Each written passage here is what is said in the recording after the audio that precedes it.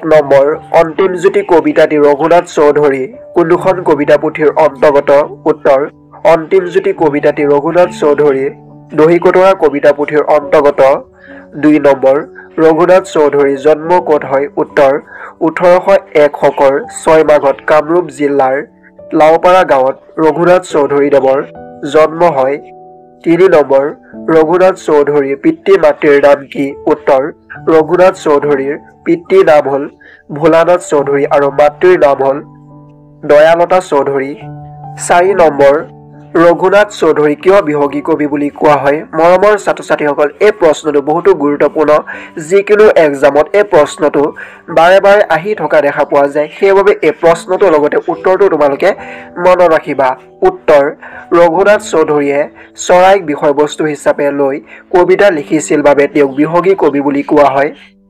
5 number Raghunath চৌধুৰীয়ে সম্পাদনা কৰা যিকোনো এখন আলোচনীৰ নাম লিখা উত্তৰ ৰঘুনাথ চৌধুৰীয়ে সম্পাদনা কৰা এখন আলোচনী হ'ল সুৰভি 6 নম্বৰ ৰঘুনাথ চৌধুৰীৰ প্ৰথম প্ৰকাশিত কাব্য সংকলন কোনখন উত্তৰ ৰঘুনাথ চৌধুৰীৰ প্ৰথম প্ৰকাশিত কাব্য সংকলনখন হ'ল সাদৰী 7 নম্বৰ অসমীয়া সাহিত্যলৈ ৰঘুনাথ চৌধুৰীৰ অৱদান সম্পৰ্কে বিস্তাৰিতভাৱে উল্লেখ কৰা এই প্ৰশ্নটো বাৰেপতি পৰীক্ষাত আহি থকা দেখিবলৈ পোৱা যায় তোমালোকে এই প্ৰশ্নটো মনত ৰাখিবা উত্তৰ অসমীয়া সাহিত্যলৈ ৰঘুনাথ চৌধুৰীৰ অৱদান অতুলনীয় ৰঘুনাথ চৌধুৰী দেৱৰ অমৰ সৃষ্টিসমূহ হ'ল সাদৰী কেতেকী কাৰবালা দহিকতৰা আৰু নৱমল্লিকা এইকেইখন তেওঁৰ কবিতা পুথি হয় তোমালোকে কবিতা পুথিসমূহ মনত ৰাখিবা কেতিয়াবা পৰীক্ষাত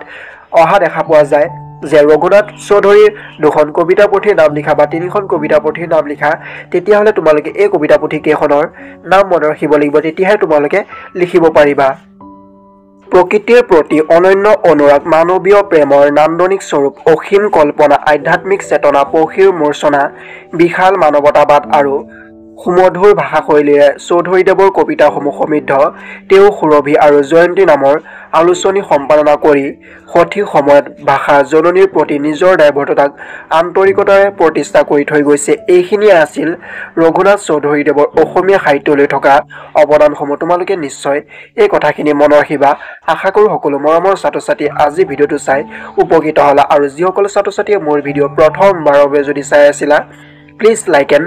ছাবস্ক্ৰাইব কৰি থবা যাতে এনেধৰণৰ গুৰুত্বপূৰ্ণ ভিডিঅ'সমূহ সকলোতকৈ প্ৰথমতে পোৱা আৰু যিসকল ছাত্ৰ-ছাত্ৰীয়ে আগৰ ভিডিঅ'সমূহ চোৱা নাই তোমালোকে মোৰ ইউটিউব